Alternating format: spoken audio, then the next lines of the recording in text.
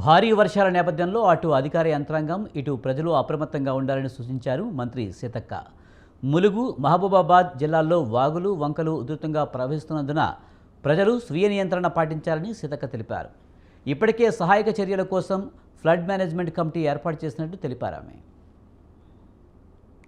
భారీ నుంచి అతి భారీ వర్షము మంగపేట, ఇటు నాగారం అటువైపు ఇప్పటికే కురుస్తున్న సందర్భంగా ప్రతి ఒక్కరు కూడా మరి నియోజకవర్గంలో ప్రజలు కానీ, అటు మహబూబాద్ కానీ, ఇటు రాష్ట్రంలో ఉన్నటువంటి ప్రతి ఒక్కరు భారీ వర్షాలు ఎక్కడున్నా అధికారులు అప్రమత్తంగా ఉండాలి.